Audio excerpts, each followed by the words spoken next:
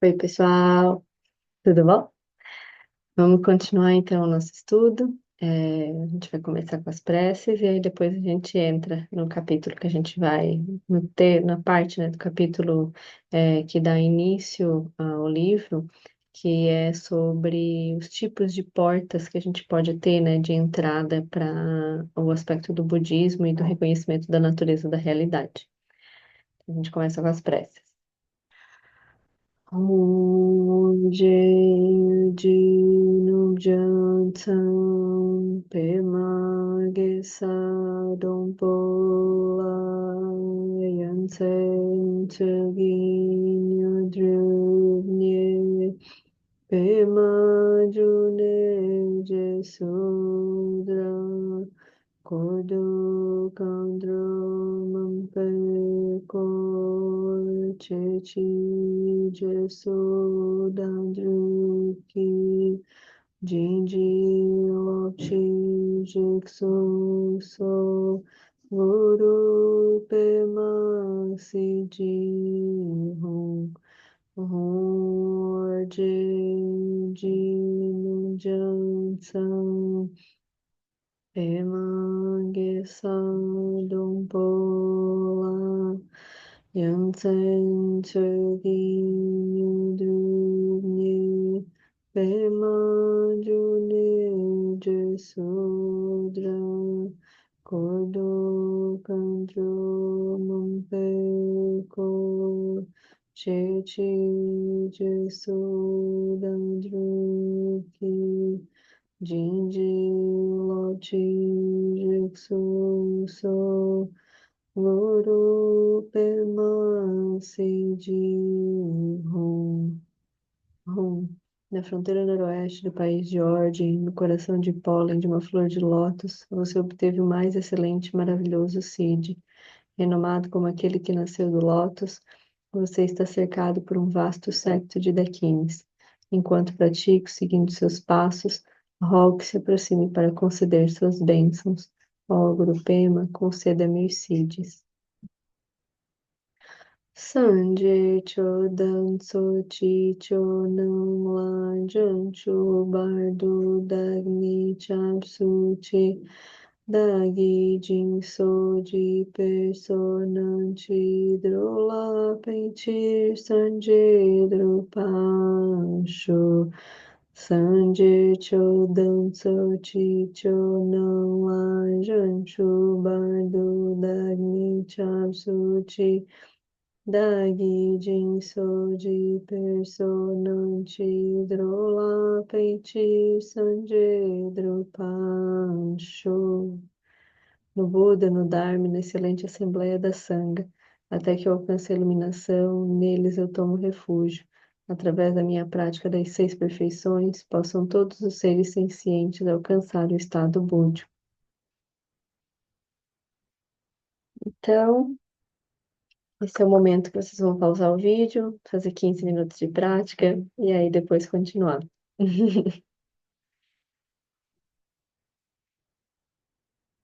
E aí, continuando, a gente retorna para o trecho do capítulo 1 que fala sobre a porta de entrada dos ensinamentos. Então, antes a gente viu as portas que tinham a ver com o remédio para dukkha, né? É, a, a entrada pelo Buda, né, pela vida do Buda, e agora a gente vai seguir com a porta dos ensinamentos. Esse trecho, ele vai explicar como que a gente pode ser apresentado pro aspecto do budismo, para o aspecto que depois, mais para frente, a gente vai ver que não é um budismo fora, mas sim uma estrutura que nos mostra como a gente olha para o aspecto do mundo interno. E depois, mais para frente, como esse aspecto do mundo interno se torna indivisível, né, inseparável do aspecto do mundo externo, daquilo que a gente chama de mundo externo, até a completa dissolução de interno e externo e apenas haja o reconhecimento do que é a natureza da realidade. Então tem um caminho para isso acontecer, né? Porque é como se fosse principalmente nos dias de hoje, muito difícil que alguém entre em contato com isso, né? E venha algum mestre e aponte o que é a natureza da realidade e os seres consigam perceber isso, né? Consigam pegar isso de primeira. Então, como não é possível pegar de uma, né? Assim, não pegar instantaneamente aquilo vai ser um caminho gradual. Sendo um caminho gradual, aquilo acaba tendo etapas para acontecer. E aí essas etapas elas formam um caminho. Então esse é o caminho que acaba sendo descrito como o caminho o nobre caminho óctuplo. E para esse nobre caminho óctuplo fazer sentido, a gente precisa ter como base uma maneira de ver como tudo isso que a gente vê como realidade se forma. E aí, essa forma de a gente olhar isso, né, a ser apresentado para isso, para que a gente possa testar, então, e ver se isso é assim mesmo, são as quatro nobres verdades. Então, os ensinamentos, de alguma forma, assim, né, eles se resumem nisso, né, assim, tem muitas ramificações, mas a gente pode dizer, assim, que a estrutura geral do caminho são isso, são as quatro nobres verdades e o nobre caminho de 8 passos. E aí hoje a gente vai ver essa parte do ensinamento, como que a gente pode ser apresentado então para esse caminho e como que a gente faria esse caminho para que então aquilo que poderia ser assim, né? Como que a gente faz essas etapas para que chegue em um momento e isso seja assim, né? Assim como alguém que, quando começa a aprender alguma coisa, ela precisa saber muitas etapas, né? Então, ela vai aprender a fazer um bolo, ela precisa conhecer os ingredientes, entrar em todo o universo, né? De quais são os tipos de ferramentas que são necessários utilizar, como que esquenta, como que esfria, quais são os fornos que são melhores, tudo isso. Isso seria como se o aspecto gradual. Então a gente tem que aprender muitas coisinhas de passo a passo. Mas depois que aquilo está aprendido, está internalizado, aquilo ali virou a maneira como a pessoa vê aquilo que precisa ser feito, aquilo acontece assim. Então, é como se a gente tivesse que primeiro passar por esse processo de aprender as diferenças, aprender os meandros de cada coisa, para que então chegue um momento que aquilo se torne natural e apenas seja visto daquela forma, e então a ação aconteça naturalmente e espontaneamente. Então, esse trecho ele começa assim: a fala do Buda. Seus ensinamentos e explicações sobre o remédio para a dukkha seriam uma terceira forma de apresentação do budismo. Ou seja, a fala do Buda é a explicação, né? O meio que a gente pode ter para, dentro das nossas confusões, ser capaz de entender qual é esse caminho de saída do samsara, do mar de sofrimento, da experiência de dukkha, né? Então, seus ensinamentos e explicações sobre o remédio para a dukkha seriam uma terceira forma de apresentação do budismo, que são os ensinamentos, né? É uma apresentação por meio das quatro nobres verdades e do nobre caminho óptimo. As quatro nobres verdades são, então daí agora ele vai começar a destrinchar quais são as quatro nobres verdades. A experiência de existência cíclica é a primeira nobre verdade. O reconhecimento de que a experiência cíclica é criada artificialmente é a segunda nobre verdade. A afirmação da possibilidade de dissolução da experiência da existência cíclica é a terceira nobre verdade, e o caminho óctuplo, que leva à dissolução da fixação na experiência da existência cíclica, é a quarta nobre verdade. Então, podemos apresentar o budismo por meio dessas quatro nobres verdades. E o caminho para descobrir a liberdade é o nobre caminho óptimo. Então aqui a gente vai retornar assim, né, para ficar mais destrinchar um pouco mais. Então, o que que ele diz aqui, né? O que que é a primeira nobre verdade? A gente pode também ver de outras formas essas quatro nobres verdades. Ela é apresentada como o sofrimento, né? A existência do sofrimento. Aí tem a segunda nobre verdade, que são assim, que é no sofrimento tem causas. Então, as causas do sofrimento é a segunda nobre verdade. A terceira nobre verdade é a liberação, a possibilidade da liberação. Então, como tem causas, né? Como o sofrimento existe, mas ele tem causas, e essas causas elas podem mudar, elas não são sempre fixas, as coisas sempre estão mudando. Então, isso aponta né, por definição, se algo pode mudar, quer dizer que a gente pode mudar de uma forma que isso se libere dessas causas. Então, a terceira nobre verdade é a liberação do sofrimento. E a quarta nobre verdade é que há um caminho para a liberação desse sofrimento. Então, esse caminho são o nobre caminho óptimo. E aí, retomando um pouco daquilo que eu comentei no trecho de Dukkha, um dia eu me dei conta, assim, né, de que todas essas palavras, elas são traduzidas de idiomas que são que hoje em dia eles estão quase que se extinguindo, assim, né? O sânscrito, o Pali, que foi a língua que o Buda trouxe, os ensinamentos, né? Então, tudo isso tem que ser traduzido, né? E aí a gente vai perdendo as coisas, porque justamente na nossa língua muitas dessas palavras não existem, e muitas maneiras de ver aquilo também não existem. Então, por consequência, as palavras também não, né? Mas aí eu fico olhando isso assim, né? Que então dukkha virou sofrimento, mas dukkha é a inseparatividade de felicidade e sofrimento, né? E aí dukkha também pode ser descrito como aquelas duas sílabas, né? Du como sendo como a gente pode ver como des e ka como espaço. Então é como se fosse uma ausência daquele espaço, um mau funcionamento do espaço, ou seja, uma construção, né? Então a gente pode ver dessa forma também.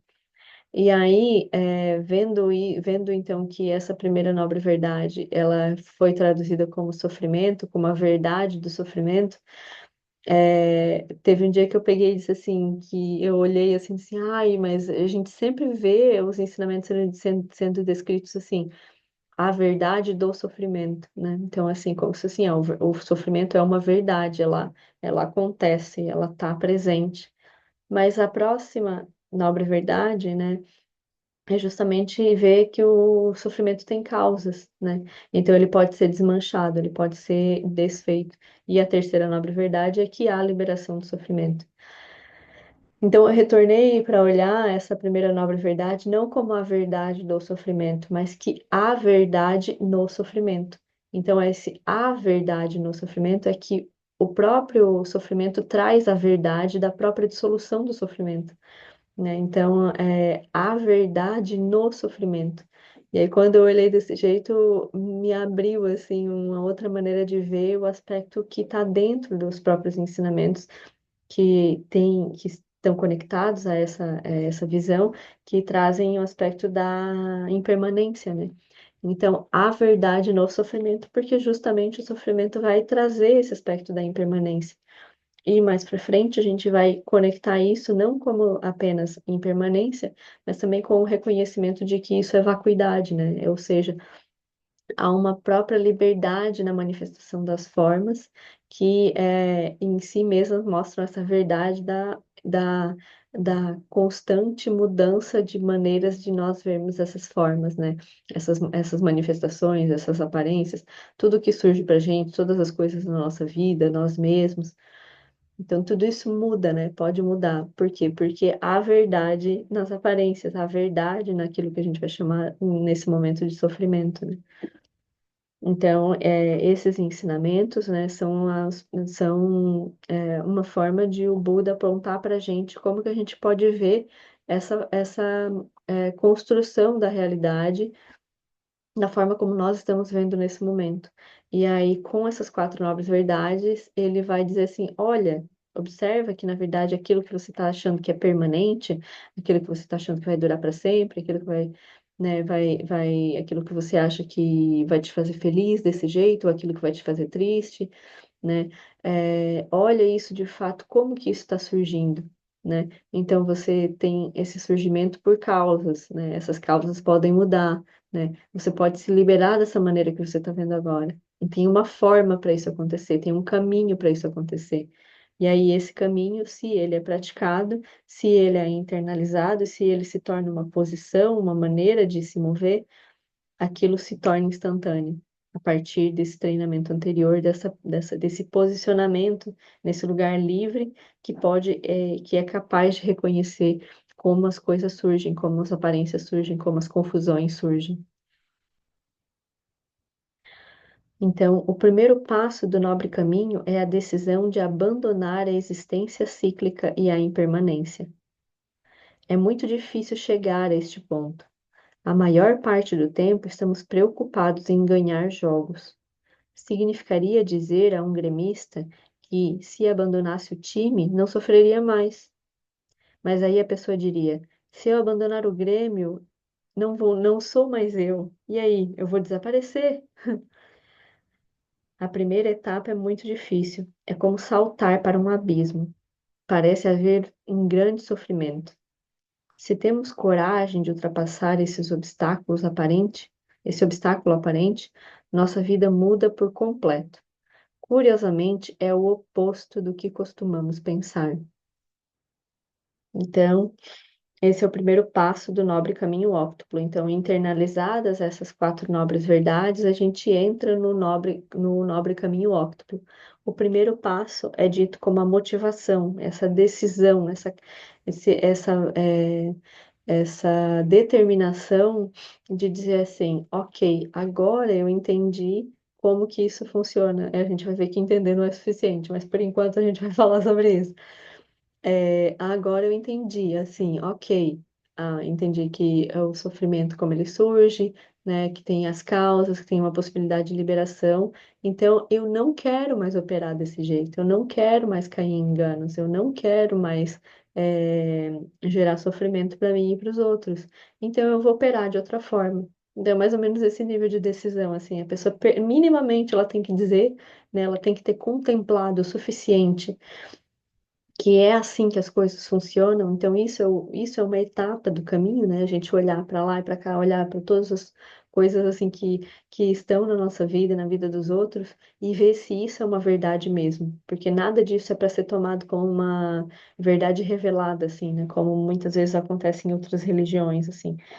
Então, isso é para ser testado, é para ser confrontado, é para ser discutido, é para ser é, é, é, debatido para que então isso brote não como uma coisa que alguém disse, e aí eu digo, ah, tá, eu tenho que concordar, mas sim que eu vi por mim mesmo que isso aqui é ou não é uma verdade, né? É ou não é assim mesmo.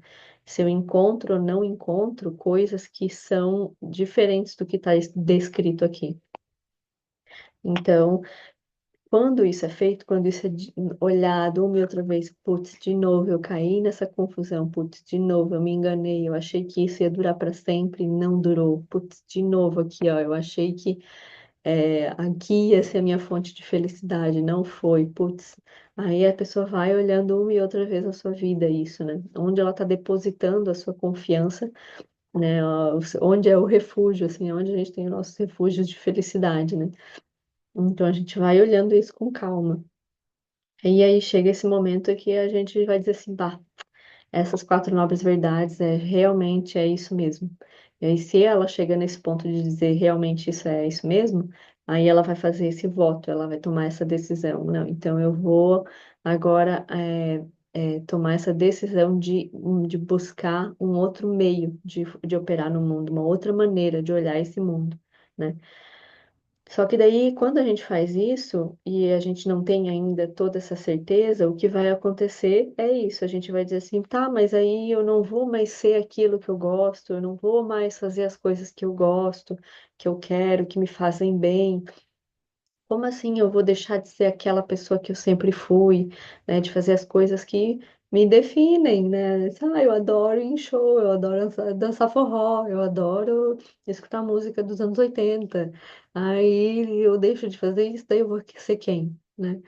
Como é que as pessoas vão me conhecer? O que que não, daí, mas aí eu vou ficar meio fora das turminhas, né? Porque não me encaixo mais, porque daí agora essas coisas não são mais importantes. E aí, quem que eu vou ser se eu não sou essas coisas que sempre me definiram, né? Não vou mais ser corintiana. Mas teve um momento que eu não era corintiana. Eu lembro lá do jogo que tava Flamengo e Corinthians, e aí eu disse assim, quem ganhar eu vou torcer pro resto da vida. Aí o Corinthians ganhou, eu virei corintiana, mas antes eu gostava do Flamengo e do, do Corinthians. E eu também olhava para o Inter, porque meu pai era Inter, então assim, e Criciúma também, porque era.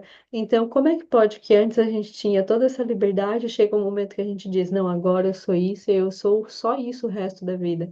E a gente acha que isso é ser alguma coisa, é ser alguém de fato, assim, quando a gente tem as escolhas bem definidas daquilo que a gente acha que é. E aí, quando alguém está muito apegado a isso, vem alguém e diz assim, não, abandona isso, porque isso é uma fixação. A pessoa vai dizer, não, isso sou eu, porque eu demorei para escolher essas coisas, eu cultivei por muito tempo.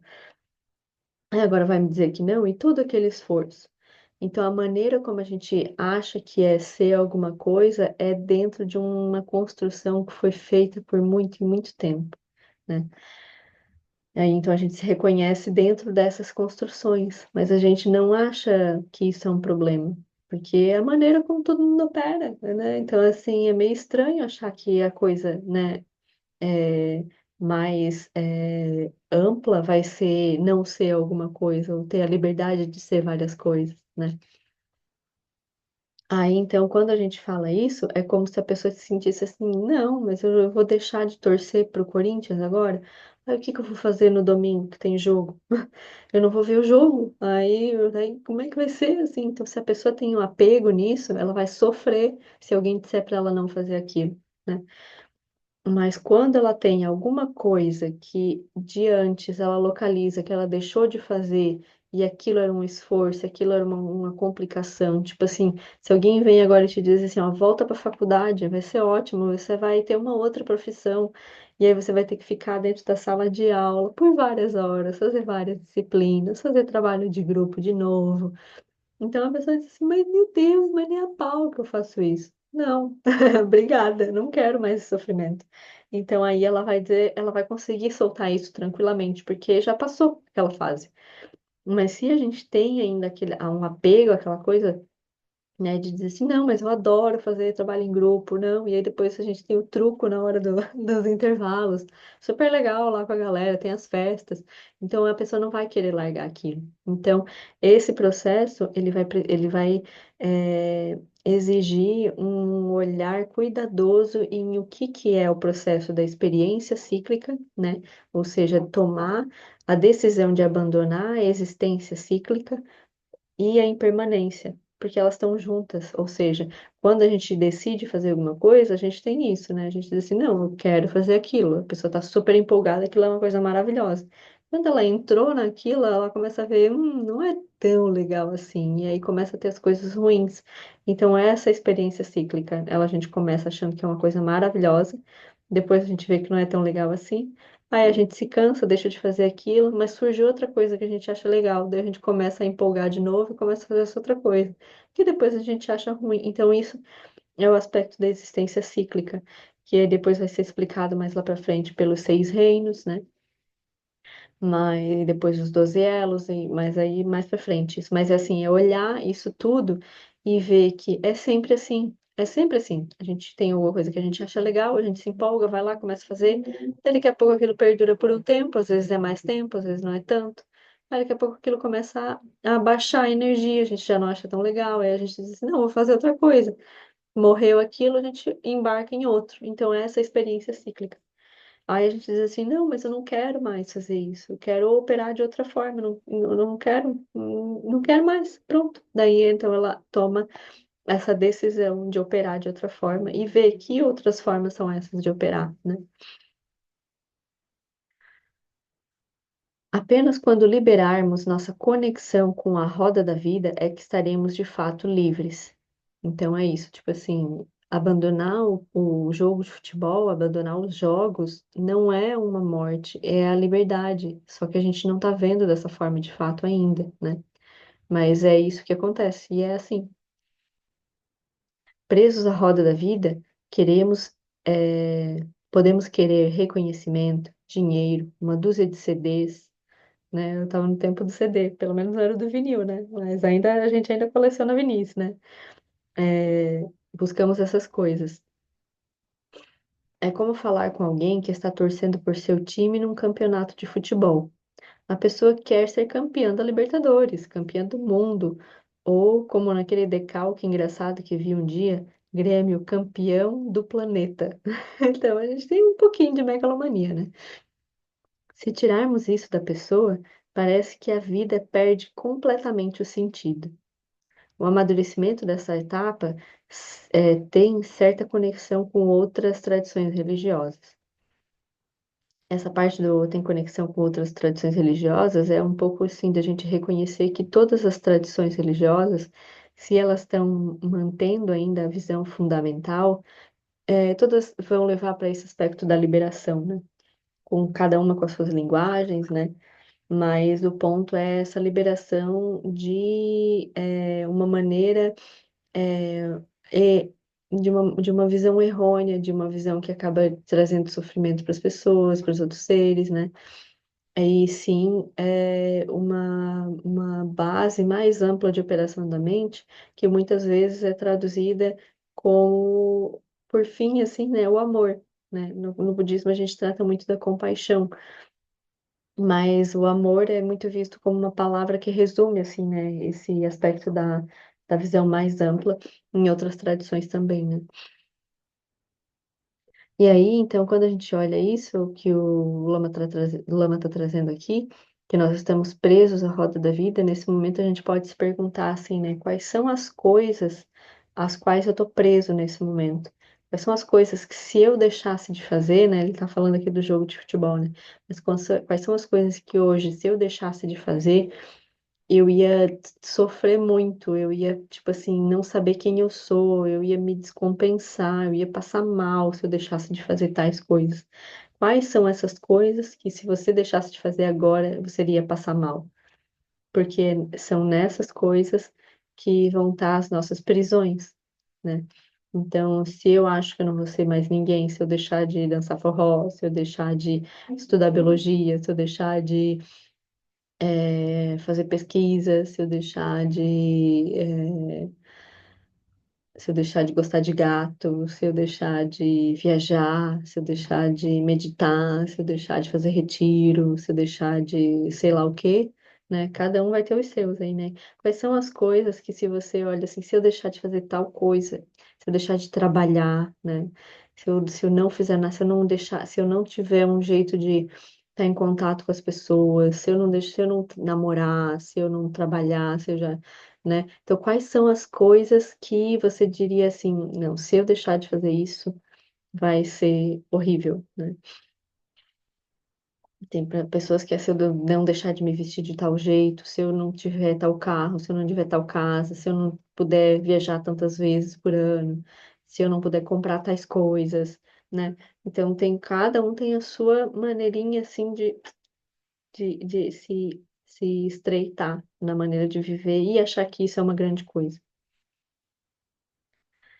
Se a pessoa realiza o segundo passo do nobre caminho, se vê liberada dos três impulsos que produzem ações negativas da mente: pensamentos heréticos, carência e aversão.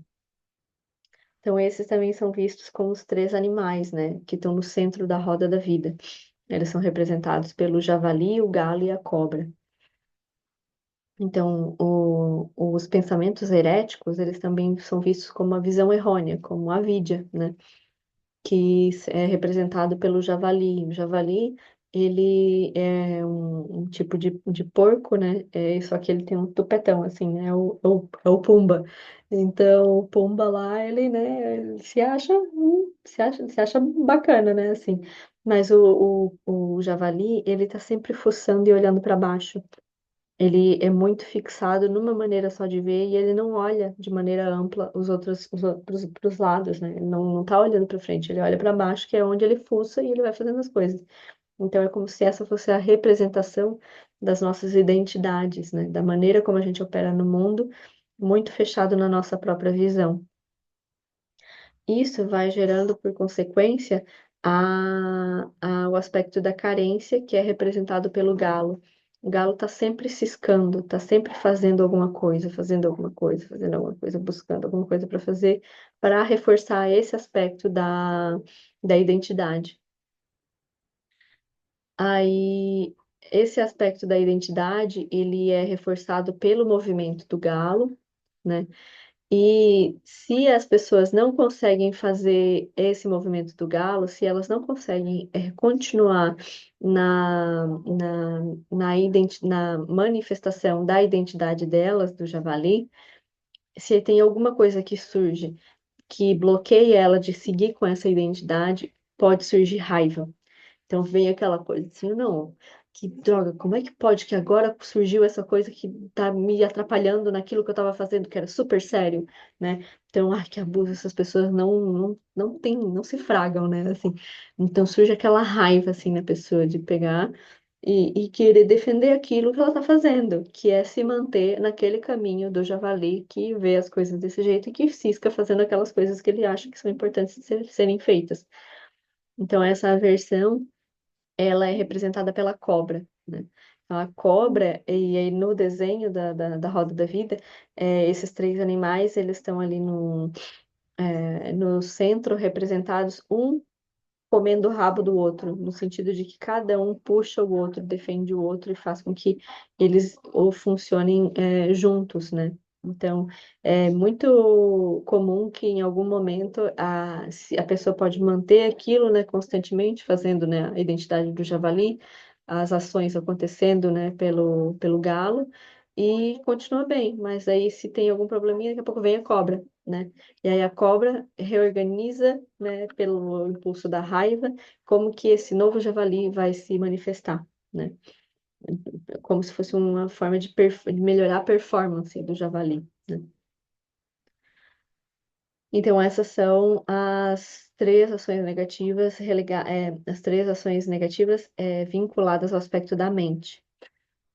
Quando atinge a liberdade correspondente ao terceiro passo, e que isso é referente ao segundo passo do nobre caminho óptico, né? Agora, no terceiro passo, o praticante está livre dos quatro defeitos da fala e das emoções. Então, ó, só né, um pinpoint aqui, ó.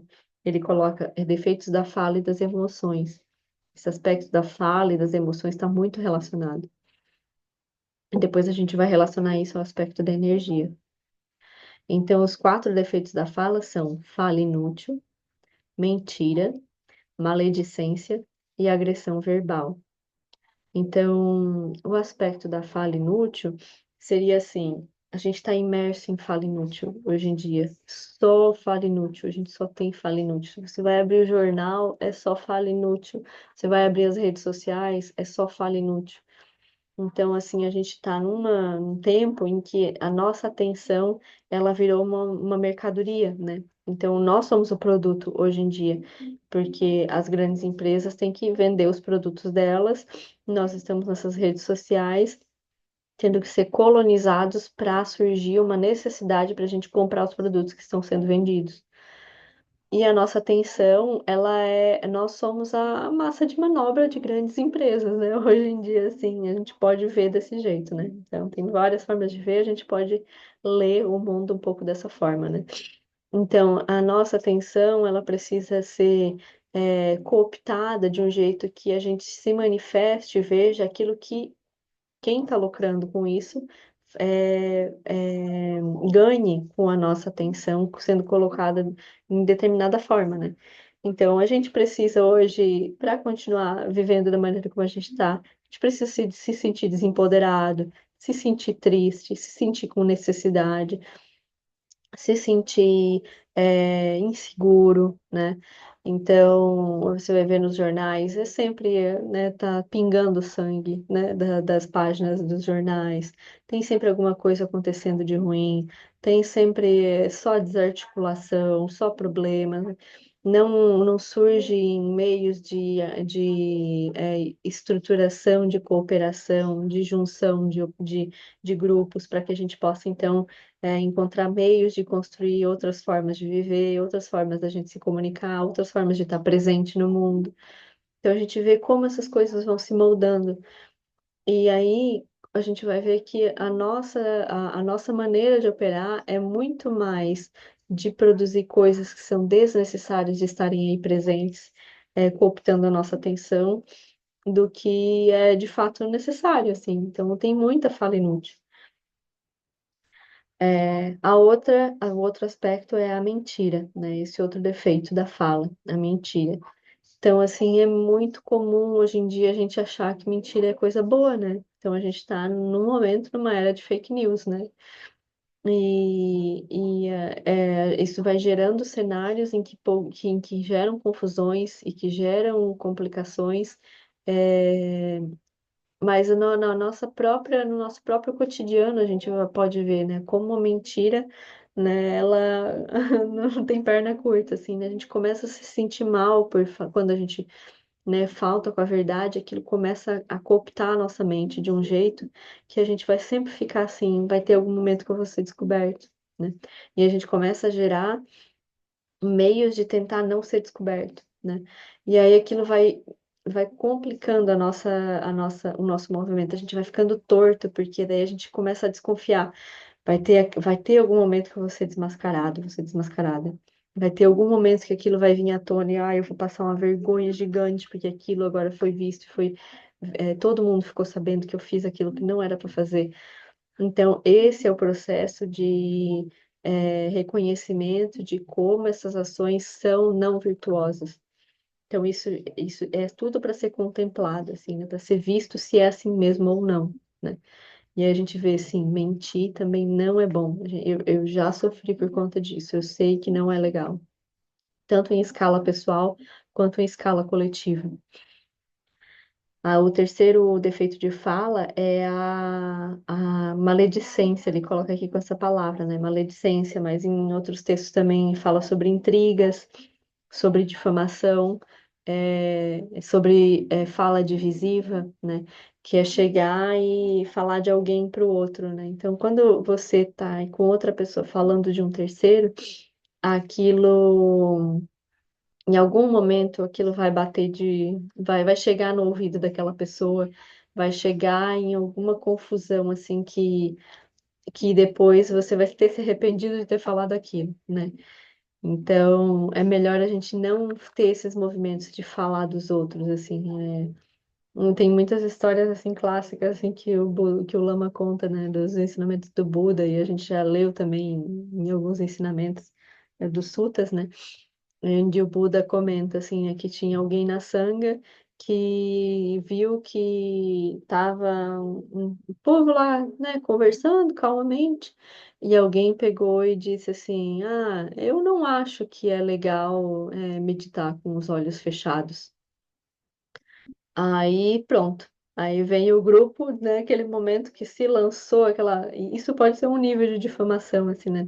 Não acho que é legal meditar com os olhos fechados. Sei lá, acho as pessoas que fazem isso é, meio autocentradas demais. Aí pronto, na hora já surge o grupo daqueles que meditam com os olhos fechados e acham um insulto a pessoa ter falado isso, e o grupo das pessoas que acham que é exatamente isso. E essas pessoas realmente elas não estão sabendo meditar porque elas estão meditando de olhos fechados. E aí aquilo é um grande problema. E aí pronto, aquela pessoa se levanta, sai da sala e deixa os dois grupos debatendo. Então, esse é um aspecto de maledicência, né? De difamação, de gerar complicações com as nossas palavras que são postas ali e pode gerar toda uma complicação, né? Aí é muito importante a gente ver o que que a gente fala, né? Por que que a gente está falando aquilo e quais são as consequências que aquilo pode trazer, né? E por último, o quarto defeito de fala é o aspecto da agressão verbal. Então a gente vê assim que a fala agressiva ela não faz bem, assim, ela é muito complicada, muito complicada. A gente pode ser que tenha assim uma dificuldade assim de ultrapassar esse aspecto da fala, da agressão verbal, né? Porque aquilo pode estar muito internalizado, nas pessoas. E aí ela ser capaz de falar de uma forma gentil é todo um processo, né? Mas a gente pode ir olhando, assim, né? Pode ir mapeando nas nossas relações, assim, né? A gente às vezes tem o hábito de pegar e falar com a pessoa, ô, seu não sei o quê, né? Assim, traz umas palavras ruins, assim, para se referir com a pessoa. Só que aquilo já está tão habitual, tão comum, tão normal na nossa maneira de operar no mundo, que a gente acha que tudo bem, né?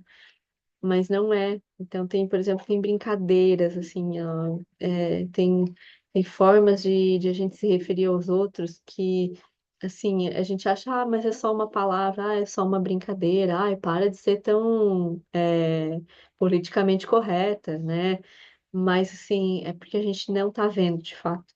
Porque se a gente para um pouquinho para ver, a gente vê as consequências acumulativas do que a agressão verbal ela traz, assim, né, de consequência para o outro. Tanto que a gente vê, né, a gente tem a agressão física e a agressão verbal, né? Essa agressão verbal, ela realmente ela toca na pessoa, né? Elas ferem às vezes mais do que flechas, assim, né? Porque se é uma agressão no corpo, aquilo às vezes se cura, né? Mas a agressão física, a agressão verbal, ela fica no corpo por muito tempo, às vezes, ela fica na mente, né? E aquilo pega e afeta o próprio corpo também, né? Quando atinge a realização do quarto passo, a pessoa se libera das três formas de manipulação de corpo e das identidades, que causam mal para si e para os outros: matar, roubar e manter conduta sexual imprópria. Então, matar é meio óbvio, né?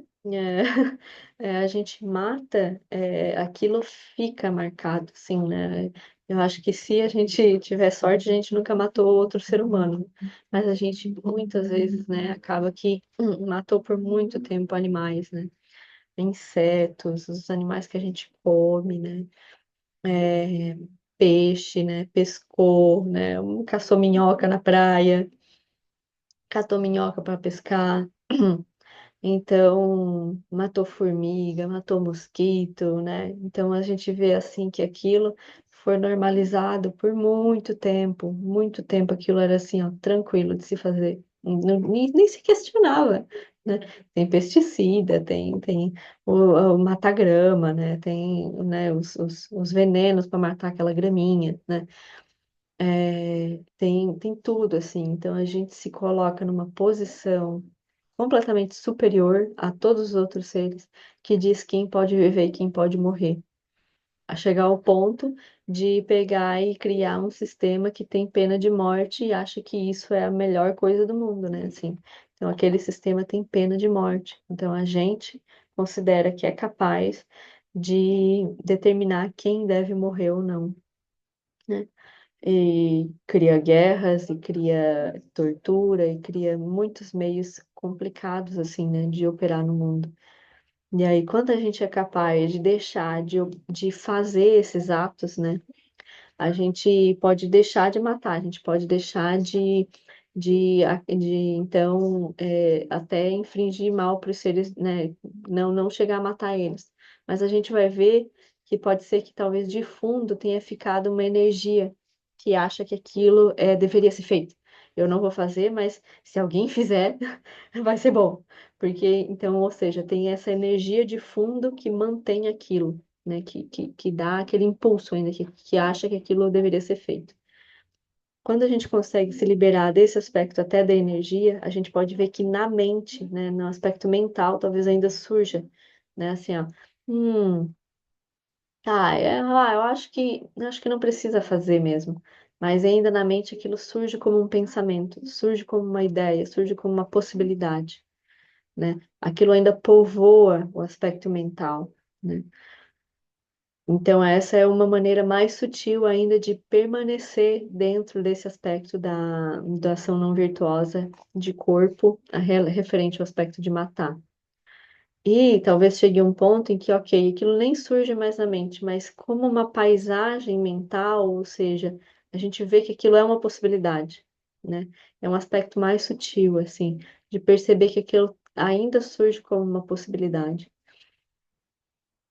Então, isso tô trazendo para ver quais são os níveis de sutileza que a gente tem nesse aspecto do matar, porque muitas vezes a gente pode deixar de fazer o ato, mas aquilo ainda fica como uma semente, né, de possibilidade. Então a gente precisa limpar, digamos assim, né, e destrinchando os efeitos negativos dessas ações não virtuosas até o ponto da gente liberar a possibilidade de aquilo ser uma possibilidade assim para nós, né, e para os outros, enfim, que aquilo não surja nem como uma possibilidade, porque aí sim aquilo está de fato liberado, né?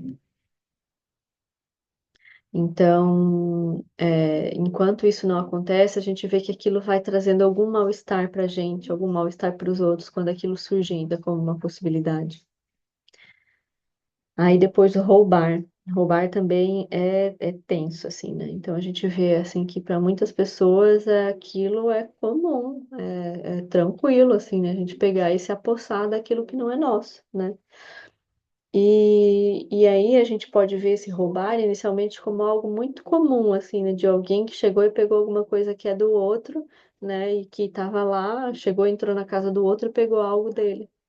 Mas a gente pode ampliar um pouco esse aspecto para algo que, ó, os seres de boa família, né, não fariam, que é roubar as coisas dos outros. Mas aí a gente pode trazer o aspecto que Gandhi propõe, né, do tipo de que se você está pegando mais do que é necessário para você nesse momento, você está roubando a possibilidade dos outros de ter acesso àquilo.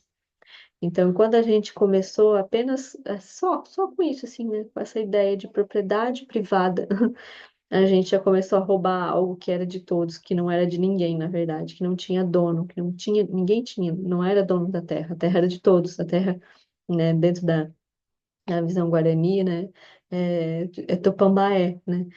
Então, Tupambaé, assim, tudo é Tupambaé, tudo é de Deus, né? Então, tudo é de todos. Todos os filhos de Tupambaé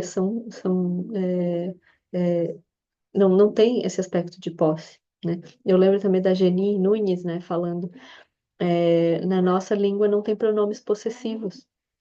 Então, não tem nada de alguém, né? Por quê? Porque aquilo é visto como uma construção de todos. Não tem como alguém ser dono de alguma coisa se esse algo é construído coletivamente e sempre tem um aspecto de construção coletiva, não tem alguém que vai ser dono, né? Mas a nossa mente não funciona dessa forma e a gente diz que, ok, isso é meu, isso agora está sob meu domínio e agora ninguém vai pegar isso, né? Então a gente tem as propriedades privadas, tem aquilo que é nosso,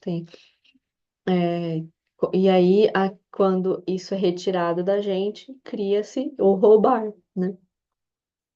Mas quando a gente começa a ver que não tem nada de ninguém, esse aspecto de roubar já não é possível, né? Então, se não tem posse, tudo é de usufruto de todos. E aí cada um vai utilizar aquilo que lhe é necessário. E não tem esse aspecto de acumulação, não tem esse aspecto de posse, né? Então, é uma outra maneira de pensar. E aí a gente vê que se a gente está pegando coisas que não são nossas, se a gente está se apossando disso e pegando algo que o outro acha que é dele, vai dar confusão, né? Vai ser problema. Aí, eu, por último, manter conduta sexual imprópria. Então, esse manter conduta sexual imprópria surge em um contexto que a gente pode ver, por exemplo, do aspecto monástico, né? Que então os monges terem contato com as mulheres era como se desviar do processo de trilhar o próprio caminho, né? Sendo esse caminho um caminho inicialmente de restrição, assim, né? De contato com aquilo que a gente vai chamar de mundo do desejo, né? O reino do desejo. Então, essa conduta sexual imprópria, ela também pode ser vista como a gente é,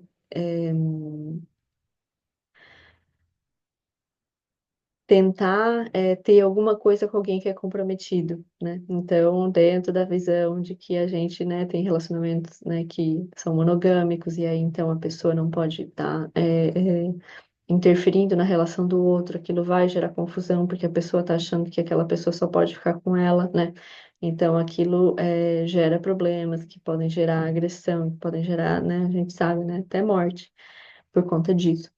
Então, isso é uma conduta sexual imprópria, né?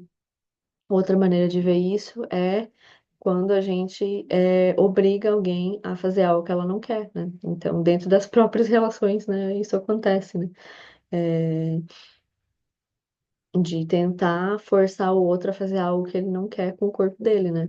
Então, esse é outra maneira de ver o aspecto da conduta sexual imprópria. E então, por fim, a gente pode resumir nisso, assim, né? De não deixar com que não fazer com que os outros façam algo que eles não desejam com o próprio corpo deles, né? Forçar o outro a fazer alguma coisa, né? No quinto passo, o praticante vê-se amparado pelo que poderíamos chamar de sorte. É como se o universo inteiro começasse a conspirar a seu favor. Isso se dá pela prática das quatro qualidades incomensuráveis e das seis perfeições. As quatro qualidades incomensuráveis são compaixão, amor, alegria e equanimidade. As seis perfeições são generosidade, moralidade, paciência, energia constante, concentração e sabedoria. Ao vivenciar a amplidão natural da mente, as qualidades e perfeições se tornam naturais e não exigem esforço. As ações realizadas dentro dessa experiência de inseparatividade produzem a natural retribuição positiva do universo. Então, tá. Então, a gente começou com o primeiro passo, que é a decisão, motivação, né? Depois o segundo, o terceiro e o quarto passo, deixou de fazer as quatro ações não virtuosas de corpo, fala e mente. E agora a gente faz o quinto passo, que é fazer as ações positivas de corpo, fala e mente. Só que essas ações positivas de corpo, fala e mente, elas não são apenas deixar de fazer as ações negativas, mas também cultivar essas 10 qualidades, né? As quatro qualidades incomensuráveis e as seis perfeições. Essas quatro qualidades e as seis perfeições, elas podem ser vistas como algo que a gente faz ativamente, no sentido de que a gente treina isso. Então, tem o caminho, né? O caminho do Bodhisattva, né? O caminho do cultivo das quatro qualidades, das seis perfeições. Ou ele pode ser visto apenas como uma liberdade dessa mente que já está mais ampla por não fazer essas 10 ações não virtuosas e ela se tornar, então, mais capaz de olhar para todos os seres, de olhar para todas as situações com mais abertura. Dentro dessa abertura, naturalmente surge amor, compaixão, alegria, equanimidade, generosidade, moralidade, paz, energia constante, concentração e sabedoria. Então surge isso naturalmente.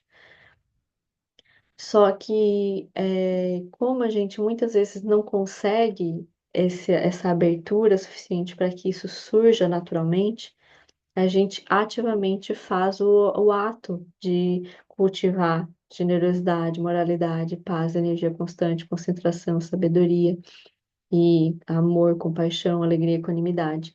E aí tem práticas específicas para cada uma dessas ações.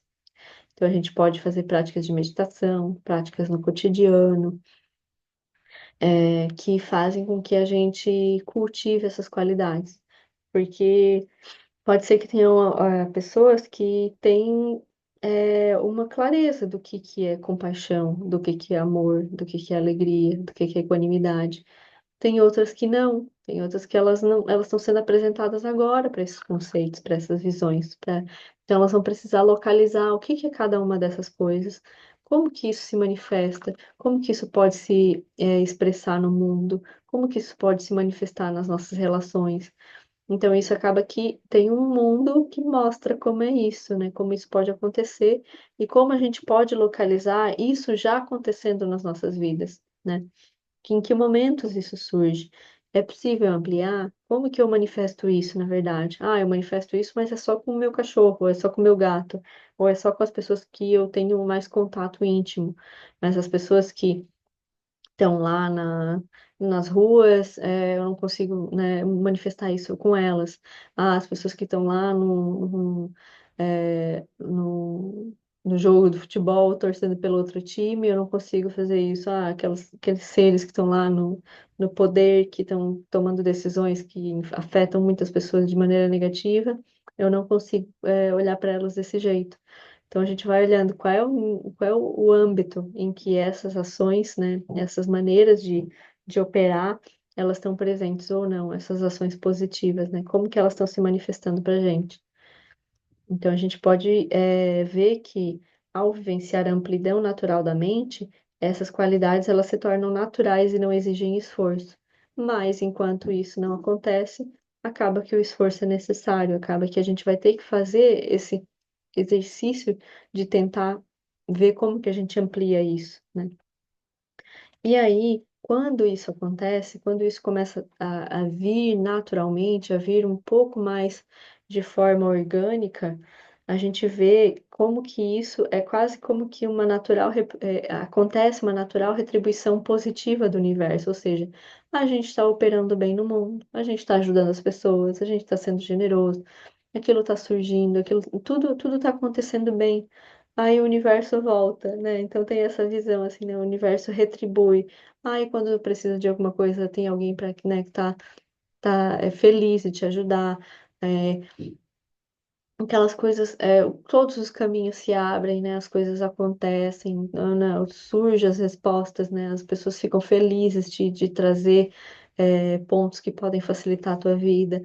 Então tudo aquilo vai acontecendo de maneira natural.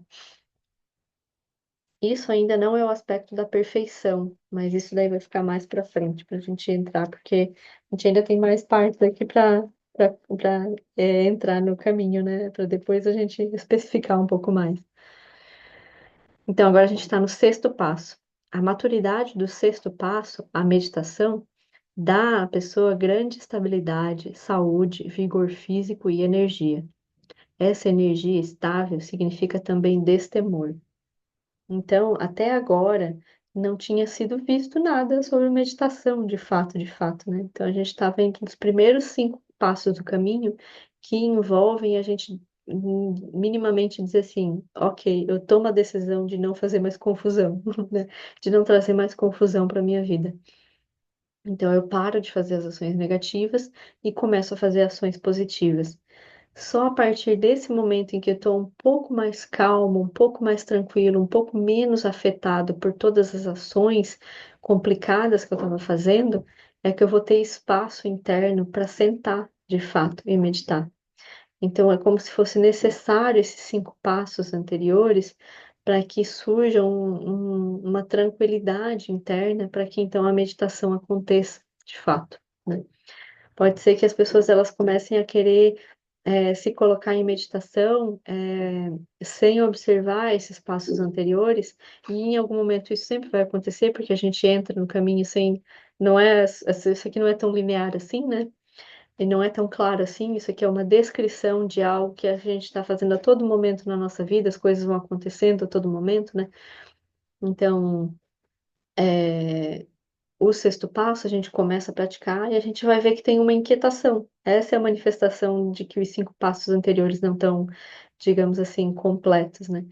Porque tem essa inquietação. Aí a gente senta e a gente começa a lembrar das coisas que a gente tem que fazer, das pessoas que a gente tem algum problema, ou das pessoas que a gente ama e quer estar perto, ou das esperanças, das expectativas que a gente tem de futuro, ou dos problemas do passado.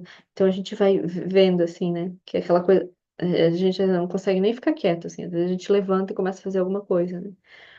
Mas é porque a gente está se familiarizando com o processo do mundo interno, né? Mas a gente ainda não está conseguindo ter completamente essa estabilidade. Mas quando isso é vencido, digamos assim, né? Quando essa etapa calmamente, né? Com muita paciência, com muito cuidado é ultrapassada, a gente vê que surge com a meditação, né? Grande estabilidade, saúde, vigor físico e energia. E aí, com tudo isso, então, vai surgir esse destemor, esse movimento natural para enfrentar qualquer coisa que seja. Quando a pessoa atinge a maturidade relacionada ao sétimo passo do nobre caminho, consegue conceber a natureza divina de todas as coisas. Ela atingiu a perfeição da atenção e vê com nitidez o aspecto convencional e o aspecto ilimitado como inseparáveis no mesmo fenômeno. Perceber o aspecto ilimitado dos grãos de poeira, das estrelas, da mente, da aparência física dos seres, dos carrapatos, de tudo. Percebe também o aspecto ilimitado presente nas manifestações abstratas. Então, aqui, muita coisa, né? O sétimo passo, ele também é chamado de Samasati. Sama é grande, Sati é atenção, atenção plena. Então, Samasati é como se fosse a perfeição da atenção plena, assim, né? É uma grande atenção, é a estabilidade, é a, é a estabilização dessa atenção plena. Então, ela vê com perfeição, né, o aspecto convencional e o aspecto ilimitado, como inseparáveis, ou seja, ela vê que naquilo que a gente chama de manifestações grosseiras, de aparências, ali dentro mesmo tem um aspecto último, tem um aspecto livre das próprias construções. Aquilo está ali junto, né? Está presente, as duas coisas em uma mesma, em um mesmo, em um mesmo uma mesma experiência, no mesmo movimento, né? O mesmo fenômeno. Então, aí ele diz, né? Percebe o aspecto ilimitado nos grãos de poeira, nas estrelas, na mente, na aparência física dos seres, carrapatos, de tudo, assim, né? Então, assim, não tem nada que não seja isso, né? Isso que ele quer dizer com esses exemplos todos, né? Não tem nada que não seja esse aspecto ilimitado. Então, não tem nada de bom ou ruim que não seja apenas manifestação desse aspecto ilimitado. Mas a gente não vê desse jeito ainda, né? Por quê? Porque isso é o que surge no sétimo passo, né? Então a gente vai perceber o aspecto ilimitado, não apenas nas aparências que a gente chama de concretas das coisas, né? Mas também nas manifestações abstratas, naquilo que tem na nossa própria mente. Então a gente vai ver que tanto os pensamentos bons, quanto os pensamentos ruins, quanto os pensamentos horrorosos, os pensamentos mais elevados, assim, mais sagrados, todos eles têm esse aspecto ilimitado por base. Então, esses aspectos todos, eles são uma mesma coisa, eles têm essa mesma fonte limitada. Aí, essas aparências, elas vão deixar de ser vistas como aparências, às vezes externas, grosseiras, e até o aspecto das aparências abstratas vai ser reconhecido como tendo por base esse aspecto ilimitado.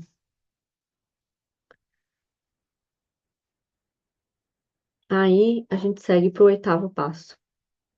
O oitavo passo significa a liberação completa de todos os sentidos convencionais.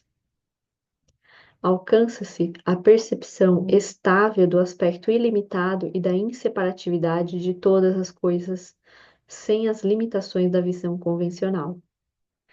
Esse passo é chamado de Samasamadhi. Então, o grande Samadhi, né? O Samadhi é o grande,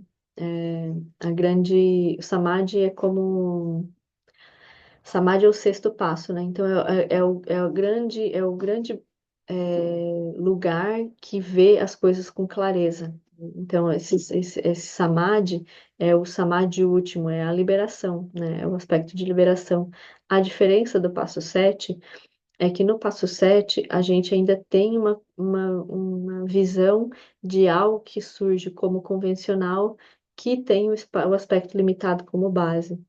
Nesse oitavo passo, não tem mais uma visão de que tem algo que seja limitado, que tenha algo que tenha o aspecto condicionado e por base o aspecto livre. Tudo é visto como o aspecto livre manifestando essas aparências de diferentes formas, né?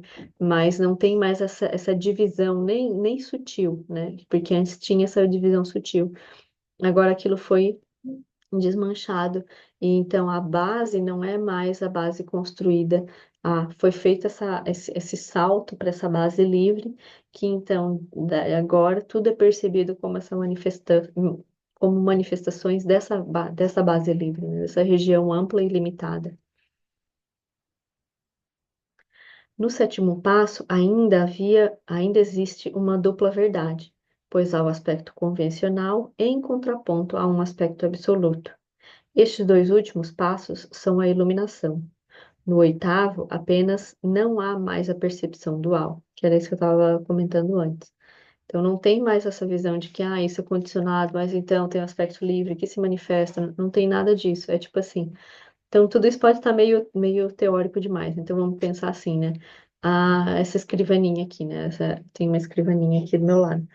Então, essa escrivaninha, eu chamo ela de escrivaninha, né? Ela é escrivaninha, a gente coloca os livros ali, né? Tudo tá ali dentro, né?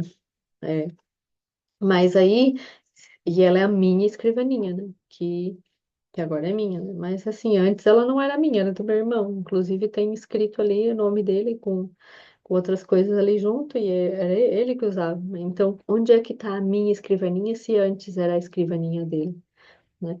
Então, aquilo ali não é uma realidade nela mesma, é uma realidade na maneira como eu construo, né? E aí, para as traças, aquilo ali não é a minha escrivaninha, ela não está chamando desse jeito, ela está se alimentando daquilo ali, não tem nem botando, não está nem colocando palavras, né? Aquilo ali só é o alimento dela, né? E ela só está comendo. Então, qual é a diferença de verdade na minha visão e na visão da traça? Quem é que está certo? Tem como falar em alguém que está certo? Então, se eu estou muito fixada na minha visão, eu vou dizer que eu estou certa e a traça está errada de achar que aquilo ali é o alimento dela e eu vou matar aqueles animais que estão ali dentro, aquele cupim, né? O cupim que está ali dentro. A traça come o livro, né? Eu já estou querendo mudar a função da traça. É o cupim que come a madeira, né? Então, aí eu vou pegar e colocar veneno para matar o cupim, né? Mas por que que a minha visão é mais válida ou é a verdadeira e a do cupim tá errada? Ele tá no mundo dele, ele tá comendo a madeira, que é isso que ele faz, né? É isso que ele... E eu tô aqui com a minha escrivaninha. Mas quando eu só acho que as coisas são isso que eu tô vendo, eu vendo de uma maneira convencional, né? Dentro dos meus parâmetros de verdade. Quando eu sou capaz de ver que outros seres vêm de outro jeito, que aquilo já foi outra coisa, que aquilo na verdade escrivaninha, na verdade antes era madeira, essa madeira estava em outro lugar, e esse outro lugar era, né, um outro ser que a gente chama de árvore, e aí essa árvore estava numa floresta. E aí agora está aqui como minha escrivaninha. Então, quando eu começo a ver tudo isso, a gente está descortinando o aspecto ilimitado das aparências, ou seja, das coisas que a gente chama de coisas. Aquilo ali não é uma coisa em si mesmo, mas é algo que surge da maneira como eu estou vendo aquilo, né? Como aquele ser está vendo aquilo. Então, quando a gente começa a brincar com isso, a ver que isso está funcionando desse jeito, que a realidade funciona dessa forma, a gente está se aproximando dessa visão que reconhece o aspecto ilimitado, ou seja, as coisas não são algo nelas mesmas, né? Elas têm maneiras de ser a partir da maneira como aquilo surge para quem está olhando, né? Então surge inseparável. Então todas as manifestações elas são inseparáveis de quem vê. E aí esse aspecto é o aspecto ilimitado, ou seja, dentro das aparências tem uma liberdade de olhar aquilo como escrivaninha, como madeira, como alimento para traça, como árvore, que está agora aqui como madeira e como escrivaninha, mas que isso era outra coisa antes. Então, quando a gente começa a ampliar essa maneira da gente ver as coisas, a gente vê que o que tem por base é sempre essa liberdade, que é capaz de olhar uma coisa de um jeito, de outro, de outro, de outro. E esse aspecto ilimitado, livre, é a nossa verdadeira natureza.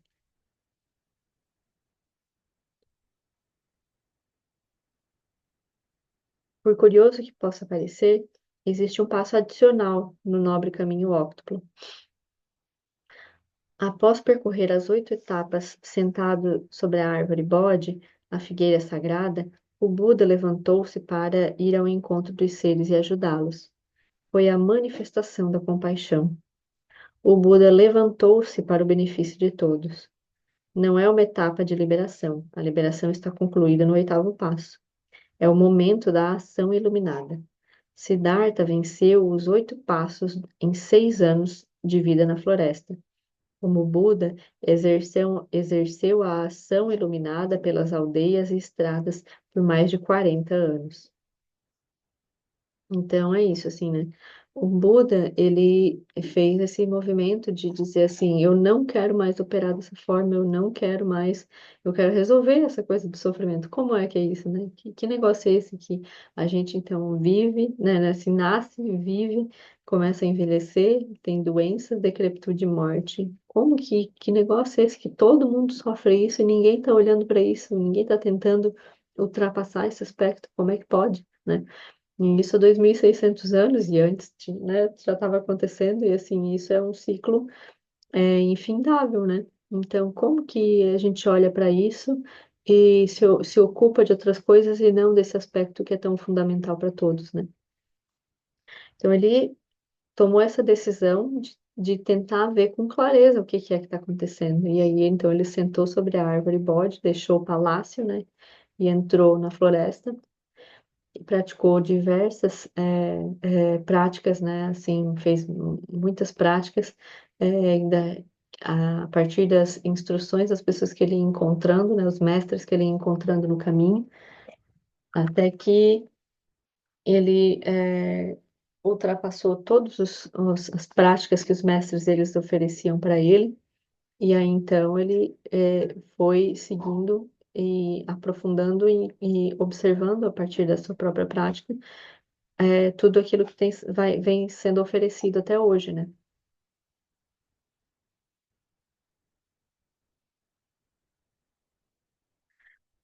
E aí, depois que esse aspecto da liberação, ou seja, o reconhecimento, né, completo de como é essa natureza da realidade, ele tem as histórias que contam assim, né, que ele diz assim, não, mas os outros seres não vão ser capazes de entender isso. Isso é muito sutil, é muito profundo, é muito difícil de ser visto. E aí chega a Mari e diz, exatamente, é assim mesmo, é muito difícil. Fica aí sentadinho, deixa os outros seres lá, porque só você vai ser capaz de ver isso, ninguém mais consegue ver, né? Então fica aí, você é o maioral, fica aí, né? O Mara fez assim, essa provocação, né? Mas aí o Buda, depois de virem alguns deuses pedindo para ele, né? Não, por favor, tem seres que têm pouca poeira nos olhos, eles são capazes de ver isso que você também viu. E ele também viu, né? Todos os seres têm a natureza búdica, então é possível, né? É possível que isso aconteça. E aí então ele se levanta da árvore, né?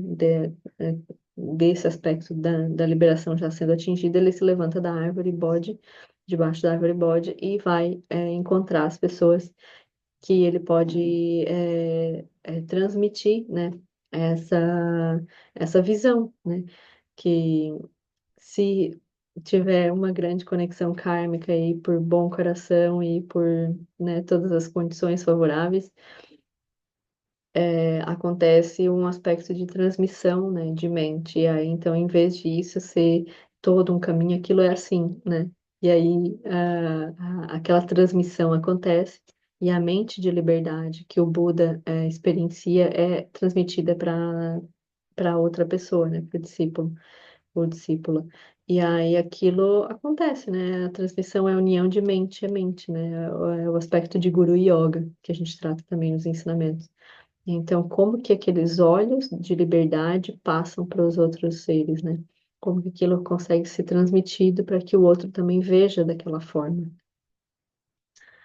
E aí o Buda passou 40 anos ensinando, né? Passando o Dharma para que as pessoas também pudessem ver daquela forma. Ou seja, se liberar da experiência cíclica de sofrimento e então ver de maneira ampla e livre das construções, das próprias construções que a mente produz e se encapsula naquela visão e acha que aquilo é alguma coisa, né? Então, o ponto é a gente ver que não tem problema nas construções, mas a gente não precisa tomar elas como verdadeiras, né? Como últimas, no sentido último, né? Final. Na prática do budismo, há três etapas. Começamos ouvindo os ensinamentos, depois meditamos sobre eles e seguimos agindo de acordo com eles. Então, são essas três etapas, né? Visão, meditação e ação. E aí, depois tem uma outra etapa que é esse próprio que não está aqui, mas é como se fosse o aspecto do Buda, né? Visão, meditação e ação é o processo. O quarto aspecto é a fruição, que é o quê? A manifestação daquela visão em meio à ação contínua do ser, né? Muitas vezes está dentro do aspecto de ação também, né? Se quisermos explicar de outra forma, ainda temos, ainda dentro dessa perspectiva descritiva, o budismo pode ser resumido em três palavras. A primeira é Buda, já explicada. A segunda é Dharma, que é isso, né, os ensinamentos que surgem na mente do Buda para beneficiar os seres, como as quatro nobres verdades e o nobre caminho óptimo. Praticando o Dharma, o Buda tem liberdade perante o que para nós é dificuldade.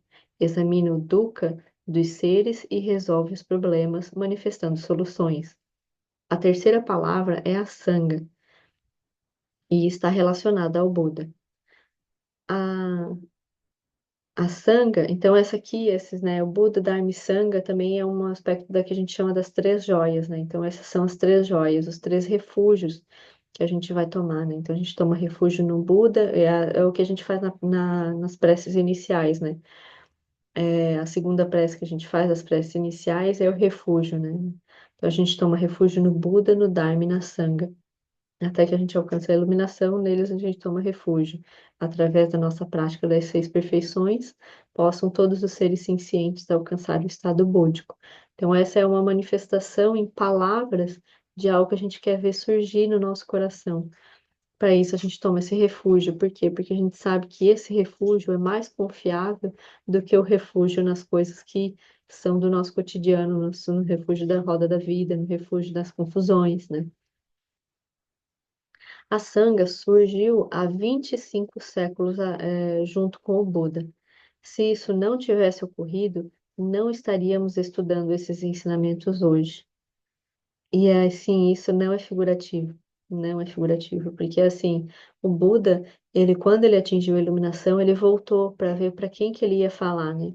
E aí ele voltou e ele viu que os mestres que ele tinha encontrado no caminho, eles tinham sempre dito, né? Se você encontrar algo mais elevado do que isso, volta para me falar, né? E aí se diz que o Buda olhou assim, né, com a visão, né, ampla que ele tinha, ele conseguiu ver que todos os mestres dele tinham falecido já. E aí então ele não tinha como repassar para eles esse conhecimento, essa visão, né? Transmitir isso. E aí ele foi atrás dos quatro companheiros que fizeram boa parte das práticas ascéticas com ele, né? E aí ele voltou para ensinar esses alunos, ele voltou para ensinar esses colegas dele, e eles não queriam eles não queriam escutar o Buda, porque eles tinham visto o Buda como uma pessoa que tinha desistido dos votos ascetas dele, quando ele comeu a tigela de arroz e leite que uma moça passou para ele quando ele estava quase morrendo de de tanta restrição que ele estava tendo na sua própria prática, né? Mas aí ele viu que aquilo não era o caminho, ele estava indo para um extremo, né, do asceticismo, e que aquilo não trazia a liberação, e aí ele deixou de fazer o jejum e voltou a comer. Só que os colegas deles acharam isso uma fraqueza, né? E aí eles renegaram assim o Buda. E aí quando ele voltou depois da iluminação para entrar em contato com eles, eles, não, isso aí não sabe nada, né? E o Buda teve que insistir várias vezes até eles escutarem o Buda. Então, eu acho isso incrível, que o Buda teve que, insistir para ser ouvido, né? Então, eu acho isso muito, muito, muito interessante, né? Porque, assim, se o próprio Buda passou trabalho para ser ouvido, tu imagina, né? Quem somos nós na fila do pão, né? Então,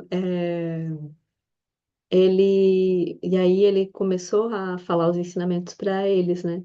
E aí ele falou os ensinamentos da originação dependente e as quatro nobres verdades de originação dependente. E aí começou a sanga, né? Com aqueles quatro, daí depois mais e mais e mais e mais pessoas que foram escutando o Buda. Mas aí você pensa, se não tivesse ninguém que quisesse escutar o Buda, se não tivesse ninguém que quisesse experimentar a proposta que ele estava trazendo, as hipóteses que ele estava trazendo, né? E se aquilo não tivesse sido visto por outras pessoas, por aquelas outras pessoas, e se aquilo não tivesse perdurado em um número de pessoas que fosse capaz de manifestar aquilo também, né? Para que aquilo também fosse algo que fosse incorporado e não apenas algo mental, né? Algo decorado, mas que aquilo passasse como uma transmissão de um a um, de mente a mente, uma transmissão de mente a mente, e não de conteúdo, de livro a livro, mas de mente a mente, né? Aquilo ser visto por. Tem que ter muitas pessoas que praticam uma coisa dessa para que esses ensinamentos chegassem como livros, como manifestação, né, da incorporação, né, da manifestação daquelas qualidades, né, que já estão presentes na gente, mas a gente não vê dessa forma, né? Mas para que aquilo surja naturalmente, para que aquilo seja guardado em livros, para que aquilo seja mantido nesses livros e repassado séculos a séculos, séculos e séculos depois, até hoje a gente tem isso. E não só como as palavras do Buda, mas a palavra de muitos mestres, de diferentes formas de manifestação, né? E isso tudo está presente até hoje. Isso não tem como ocorrer se não tem a sanga presente, se não tem esse corpo de pessoas dedicadas a isso acontecer. Então, assim, a sanga é a própria manifestação do corpo do Buda. E, assim, é muito visível isso quando a gente está em sanga. Se a gente está em sanga, a gente vê como isso é completamente extraordinário. É extraordinário que isso aconteça.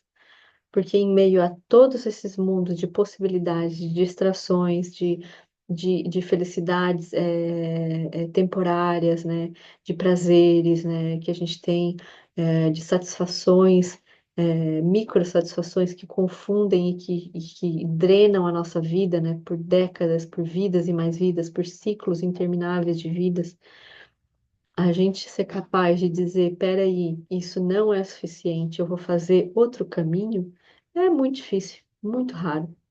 E aí ter pessoas que fazem esse movimento e se decidem levar a vida para que isso continue para as outras gerações, para que isso continue presente, é alguma coisa muito rara.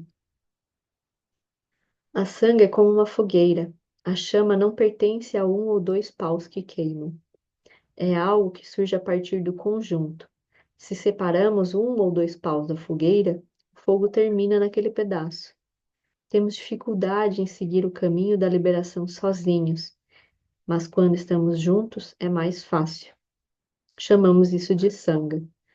Ela é capaz de queimar nossos problemas. No Zen, a sanga é comparada com um recipiente e um pilão. No centro de Dharma, um grupo de praticantes é o recipiente, e a vida cotidiana, o sucessivo bater do pilão. Cada pessoa do grupo é um grão de arroz com casca. Dentro do recipiente, o grupo de praticantes, o pilão, a vida, vai batendo, e as cascas do arroz, as nossas dificuldades, se soltam.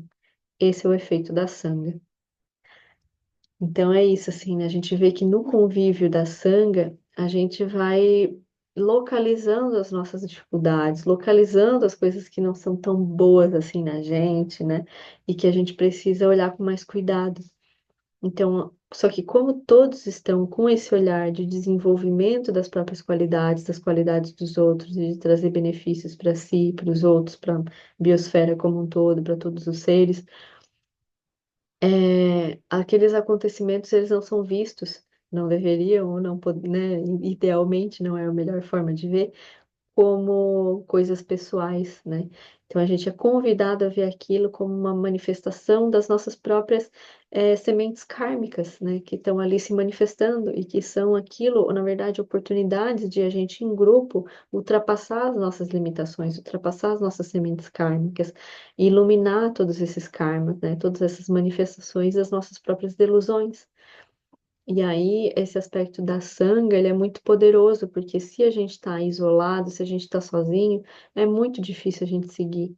Agora, se a gente está em grupo, aquilo forma uma força em que se a gente está minimamente querendo se desviar, vinha alguém dizer, não, não, não, vem pra cá, vamos fazer tal coisa junto aqui, ó, vamos meditar, vamos fazer tal estudo de grupo, né? Vamos fazer, vamos lá ó, montar o altar, vamos tirar o altar, vamos fazer as práticas que, assim, protegem um pouco a nossa mente das nossas próprias confusões, que são aquilo que a gente veio fazendo há décadas, né? Há vidas, há muitos, muitos ciclos, de sofrimento que a gente não estava localizando, né?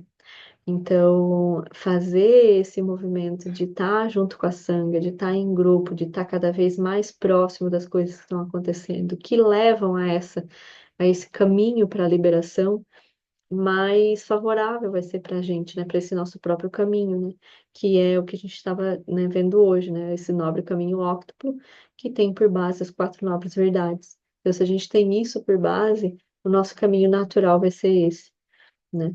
Às vezes não tão natural, porque as nossas tendências kármicas são fortes, né? Mas aí, se a gente está em sangue, isso acaba sendo mais fácil de ser visto, de ser localizado, de ser trabalhado, do que seria se a gente tivesse correndo solto no, no potreiro das confusões, assim, né? Então, é um pouco isso, assim. Então, a gente termina hoje essa parte da maneira de como a gente pode ser apresentado para o budismo, pelo aspecto dos ensinamentos. É isso. Que as preces de dedicação, que os méritos deste encontro se expandam e toquem a todos, que o Mestre Universal da Paz e da Compaixão, Sua Santidade o Dalai Lama, juntamente com todos os mestres de todas as tradições que veiculam esta mensagem, tenham longa vida, que todos estejam a salvo de gerar pensamentos negativos, o obstáculo mais destrutivo, que esses pensamentos nunca surjam em nossa mente, e que todos os seres também estejam livres de pensamentos negativos. Ao longo de minhas muitas vidas e até este momento, todas as virtudes que tenho alcançado, inclusive os méritos gerados por esta prática e todos os que vier a conseguir, ofereço para o bem-estar dos seres sencientes. Possam a doença, a guerra, a fome e o sofrimento diminuir para todos os seres, enquanto sua sabedoria e compaixão aumentam nesta em vidas futuras. Possa eu claramente perceber todas as experiências como sendo tão insubstanciais quanto o tecido do sonho durante a noite, e imediatamente despertar para perceber a manifestação de sabedoria pura no surgir de cada fenômeno. Possa eu rapidamente alcançar a iluminação para trabalhar sem cessar pela liberação de todos os seres. Budas e Bodhisattvas em conjunto, seja qual for a sua motivação, sua ação benéfica e preces auspiciosas, seja qual for sua onisciência, realizações e poderes benévolos, e seja qual for a sua imensa sabedoria, eu, que igualmente venho para beneficiar os seres, rogo para que possa alcançar as mesmas qualidades. Neste exato momento, possam nem mesmo os nomes doença, fome, guerra e sofrimento ser ouvidos pelas pessoas e nações da terra, mas possam sim sua conduta moral, mérito, riqueza e prosperidade crescer, e possam a suprema bem-aventurança e bem-estar sempre surgir para elas. Quem Lobcho Sun Rin Che Zhangin Sa Sun Japa Prodrogyu Cho Sun Nawada Midral do Som Dele Show. Obrigada. Qualquer coisa, manda mensagem, escreve nos comentários, tudo isso. Tchau.